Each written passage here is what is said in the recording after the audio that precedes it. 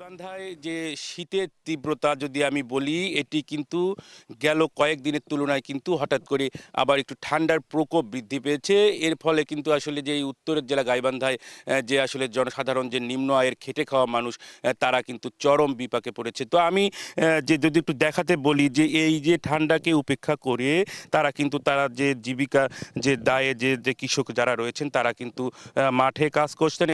আপনাকে একটু বলে রাখি যে এই যে গাইবান্ধায় যে শীতজনিত নানা রোগের কিন্তু আসলে প্রকোপ বৃদ্ধি পেয়েছে। তো আসলে এই যে তীব্র যে শীতের কারণে কিন্তু এই যে প্রতিদিনেই যে হাসপাতালে কিন্তু জ্বর, সর্দি, শ্বাসকষ্ট সহ বিভিন্ন রোগের যে আক্রান্ত হয়ে কিন্তু আসলে যে ভর্তি হচ্ছেন হাসপাতালগুলোতে। তো এবং এই যে ঠান্ডা যে কয়েকদিনের যে তীব্র ঠান্ডায় কিন্তু সবচেয়ে যে বিপাকে পড়েছেন যারা শ্রমজীবী মানুষ রয়েছে, যে এই যে রিক্সা চালক থেকে শুরু করে যারা যে শ্রমিক রয়েছে তারা কিন্তু আসলে চরম বিপাকে পড়েছে। কারণ এই যে প্রান্তিক পর্যায়ে এই লোকগুলোর সঙ্গে কথা বলে যেমনটি জানি, তারা এই যে প্রতিদিনে যে তারা জীবিকা যে তাগিদে তারা যে বের হতে হয়, এই শীতের প্রকোপে কিন্তু তারা ঘর থেকে বের হতে পারছে না। তো আসলে এই গাইবান্ধা জিনিস যে অঞ্চলটি রয়েছে এটি কিন্তু আসলে বিশাল একটি জায়গা, কিন্তু চর বেষ্টিত এলাকা। এই চর বেষ্টিত এলাকা, যে চরের যে মানুষগুলো রয়েছে তারা যে নিম্ন আয়ের যে মানুষগুলো রয়েছে তারা কিন্তু চরম বিপাকে রয়েছে।